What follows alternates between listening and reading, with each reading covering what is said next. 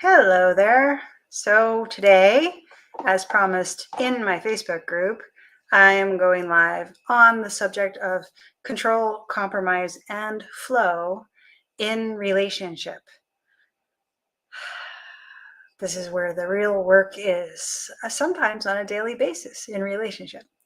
So my name is Shauna White, a heartfelt intimacy coach, relationship coach, helping people master relationship dynamics so that heartfelt intimacy can flow freely. So, talking about control, compromise, and flow in the relationship, here's the picture. It's pretty simple to, well, it might not be so simple, but simpler to honor self when we're alone, right?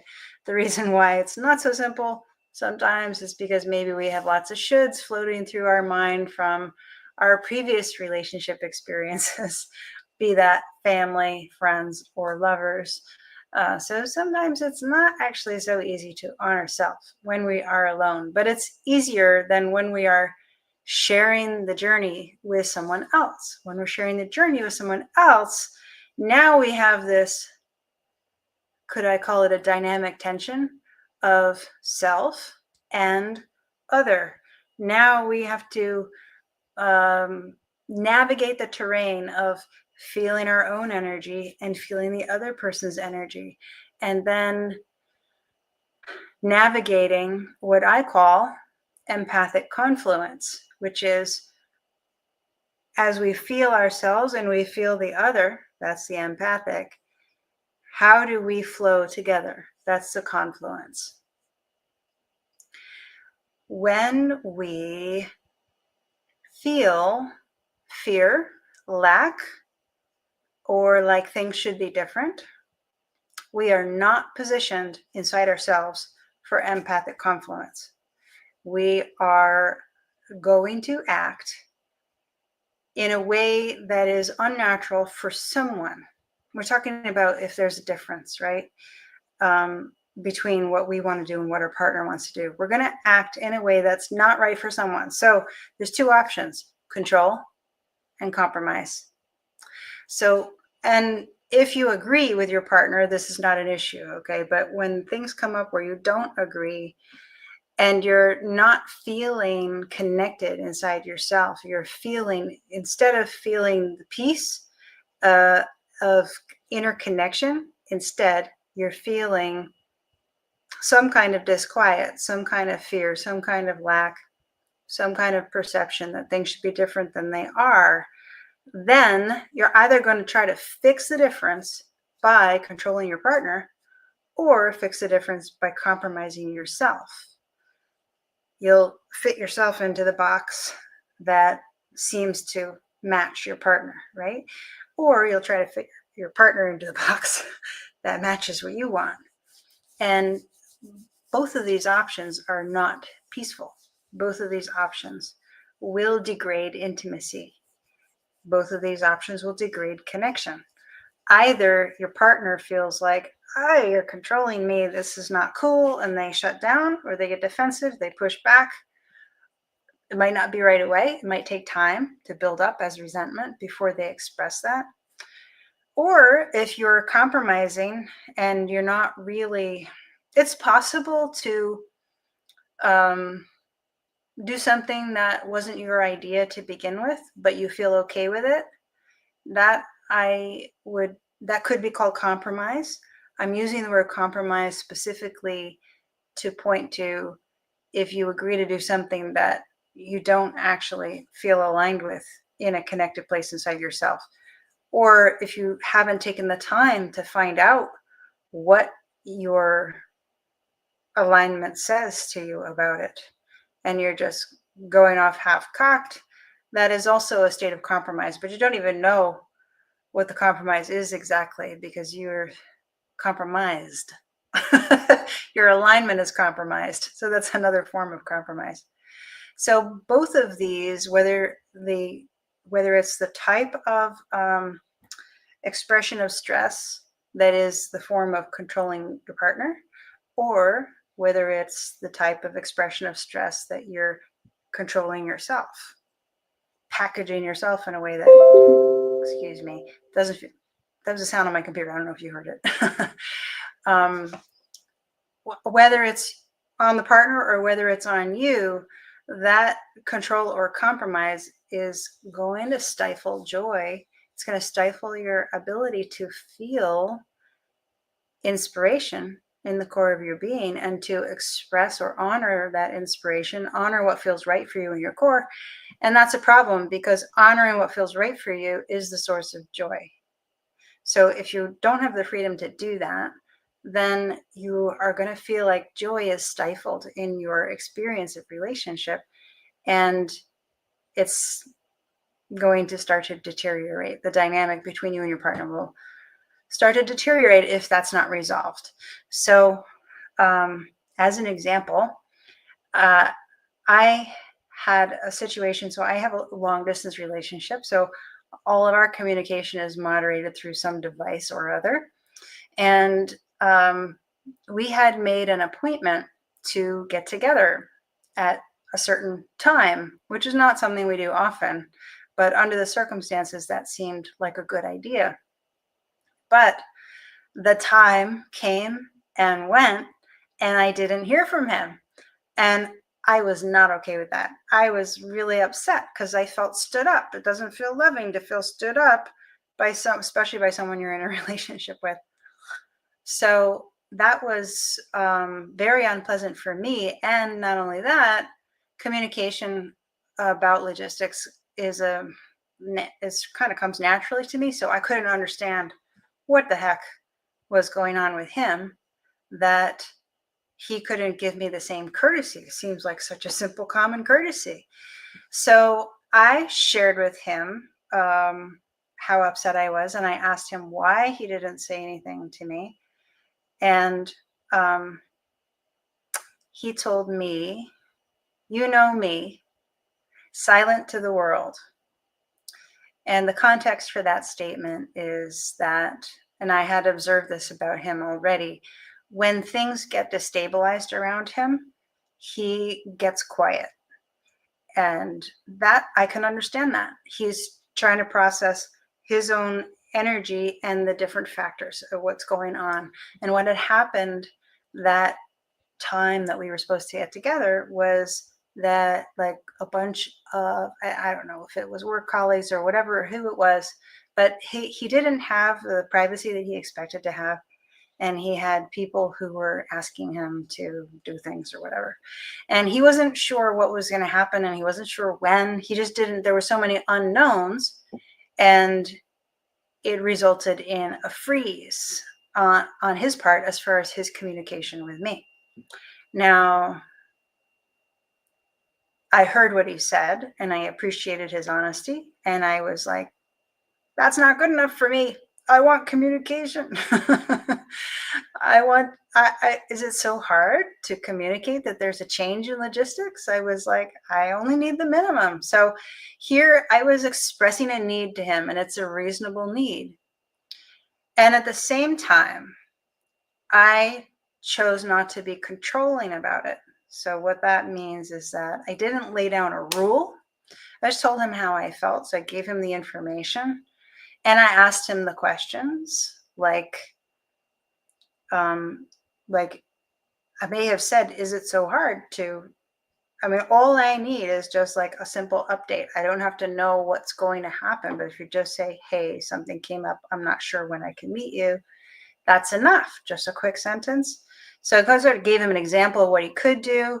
I let him know how I was feeling, but I didn't make any rules, in the sense that I also listened to what he told me and I took it in.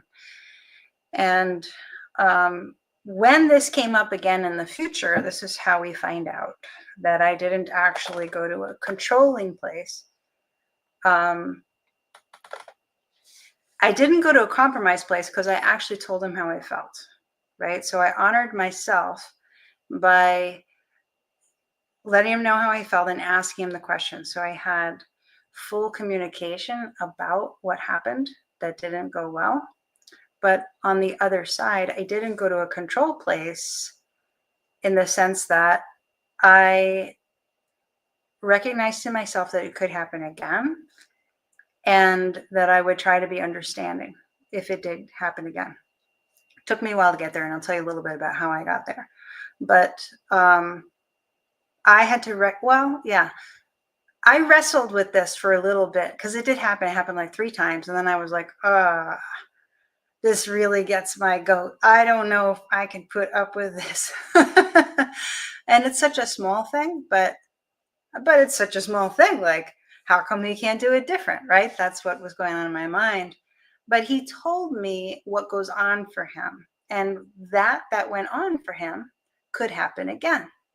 So I was driving down the road thinking about this, like sitting with, how do I feel about this? Because I was feeling objection. That's how I was feeling. But I actually had some interesting thoughts. I realized that one of the things that I really value about him is how quiet he is. That he's not noisy. When he speaks with intention. He speaks with elegance. He speaks meaningfully. Sometimes he makes jokes that are not meaningful at all, and I get really confused by that, and that can cause a problem. But aside from that, a joke now and then that makes absolutely no sense to me and totally throws me off, because he means everything he says, except for when he makes one of those jokes. I realized how valuable it is for me, how important it is for me to be with someone who is quiet in themselves, in their energy. And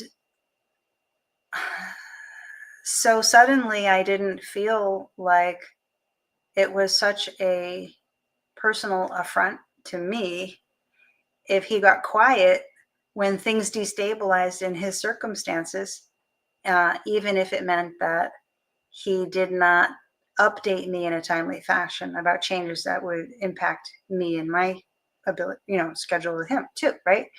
So I realized, okay, his silent to the world, even when there's a problem, is not great, but it comes with and from a man who has this beautiful silence inside him and this beautiful patience. I mean, when something difficult comes up between us, he's so patient and quiet and slow to wait for the right question to ask me. And this is gold. This is gold most of the time. So when I saw the bigger picture of this tendency of his, and then I saw, oh, well, that tendency, which is so beautiful in so many ways, comes with this pitfall, which is that when there's a change with the logistics, he might freeze and become silent to the world and not communicate with me logistically. So I forgave him for that. I forgave my hurt around that, my past hurt, my present hurt, and my future hurt. I became aware with understanding more deeply than the way it landed with me the first time, that I'm not being stood up, that something's going on. So my trust deepened, and I was able then to relax around that issue, and it became a non-issue. And he also understood my position, and he gradually improved. So he continues to improve with that, and I haven't felt stood up in months, maybe even years. So that's an example of working out a difference without going to compromise and without going to control. It was a place of honoring myself by expressing myself without making any rules, and then also honoring him by listening to him and understanding him, and then allowing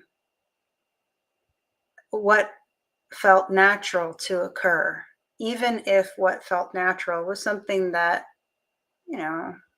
included a shortcoming in communication, if he had a freeze thing. But so I hope that example makes sense. I want to talk a little bit about flow. So here's the thing. Here's why it's so important. There's a lot of, like I like to say, generally accepted relationship principles. And if anyone's an accountant knows about generally accepted accounting principles, this is called GARP, not GAAP, right? So that I make that joke every time. I hope you laugh when I make it. Generally accepted relationship principles are that you should express your needs and that you should have boundaries. And yes, these things are true. However, when they are wielded as instruments of control, it's going to cause problems. It's going to cause pressure in your relationship that's going to result in defensiveness, shutdowns, or other kinds of expressions of passive aggression. And so,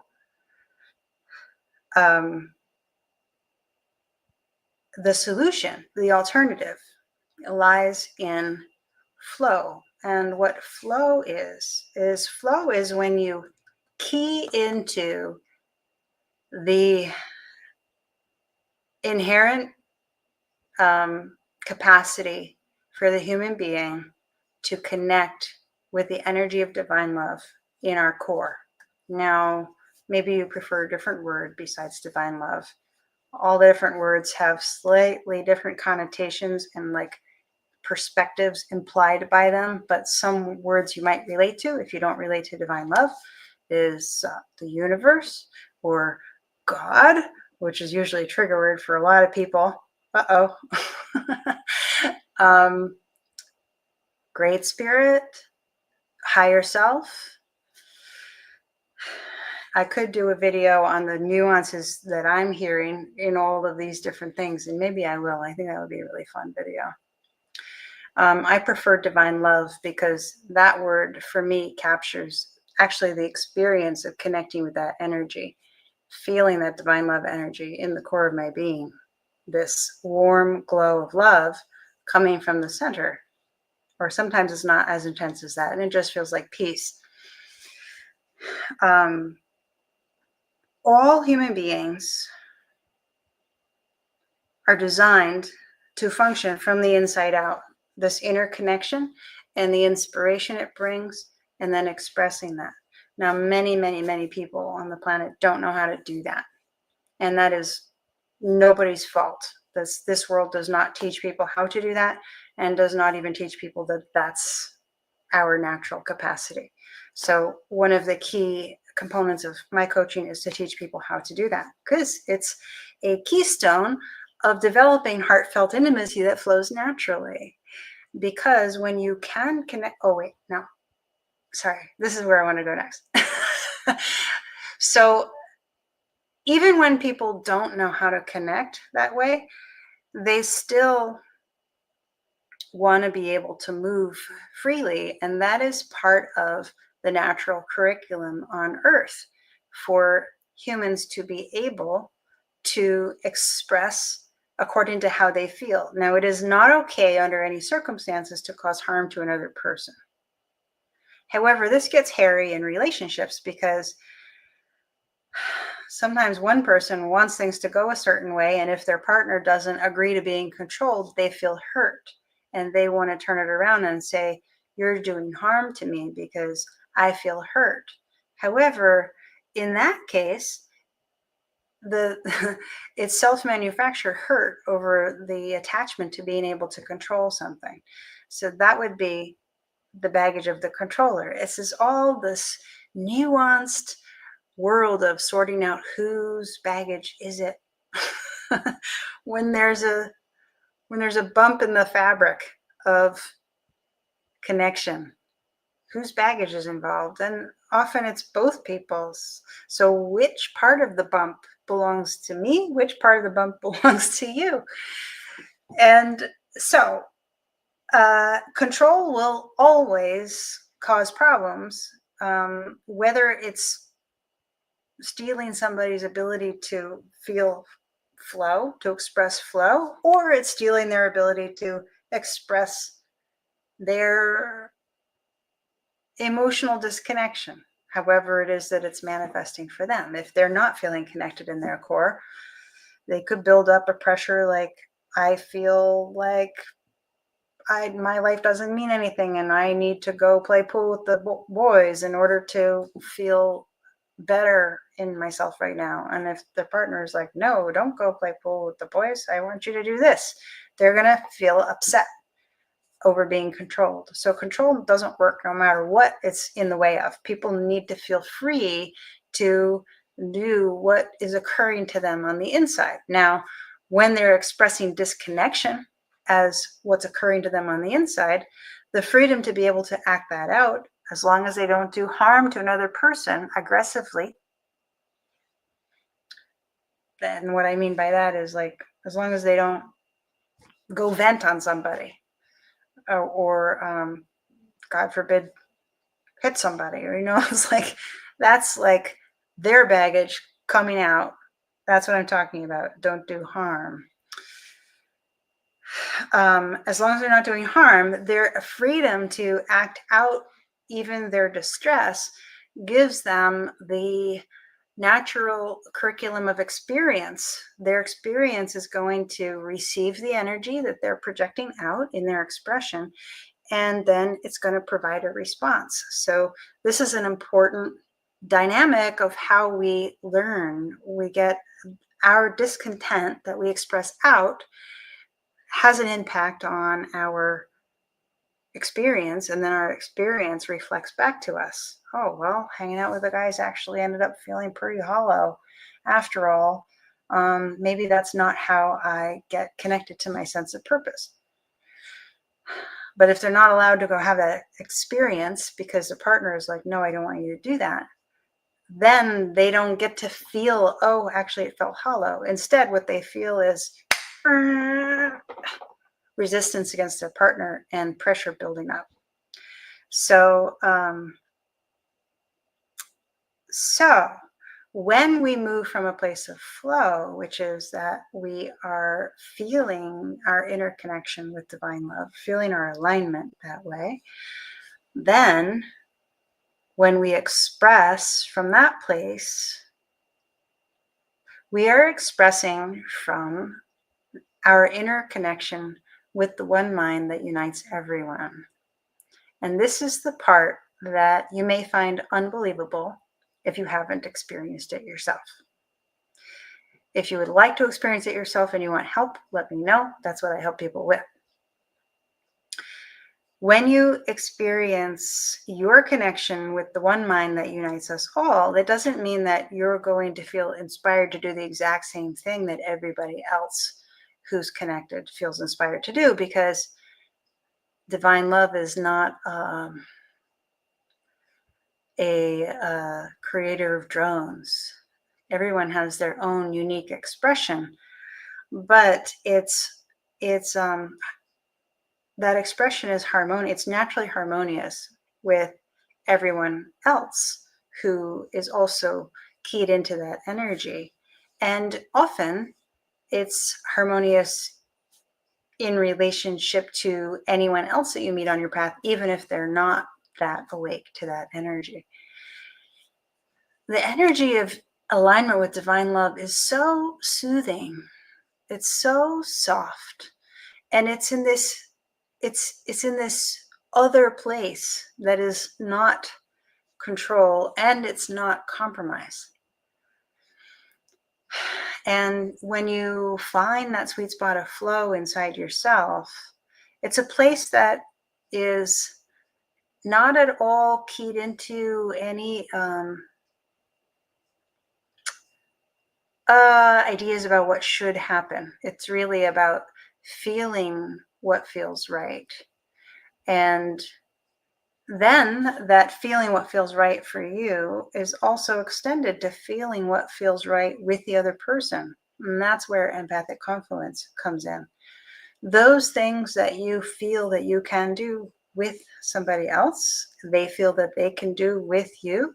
That's what you do together. And that gives the shape and dimension, and the story develops the story of experiences of the relationship that you have with that person. And that which you feel like doing that they don't feel like doing, excuse me, is not part of that relationship. And that which they feel like doing that you don't feel like doing is not part of that relationship. And it's actually easy. It's actually okay. As long as both people are committed to honesty in the expression of their core relationship with divine love, it is emotionally safe and is incredibly beautiful. Because when God creates a dance between two people, two separate people that comes together synchronistically, it's so heart expansive. I will tell you a little story. This is not an intimate partnership story, but it is a really cool story about how magical it is when the divine um, coordinates something between two people and you know that you're moved by one mind. I hope I remember all the details. Um, mm, I wrote it down. Let me see. I wrote it down. You know what I'm going to do? I'm actually just going to put the link to it in the comments because I'm not going to do it justice trying to tell the story. But it's a really beautiful story about myself and someone that I know as a friendly acquaintance and how we were brought together in a collaborative experience where I gave him some website technical support and he gave me some herbal support, and that was exactly what we both wanted. But the way that it came together was so incredibly magical, and that's the kind of miraculous life you can have with friendly acquaintances and family members and intimate partners when you choose to practice interconnection and flow and empathic confluence, which are components of the system of relationship that I teach. I am developing that framework so that I can teach it more explicitly with graphics. But anyway, I will put the link to that story in the comments. And this is New Year's Eve. So what do you hope for 2025? Maybe you put that in the comments. And I wish you a happy new year, and I will see you next year.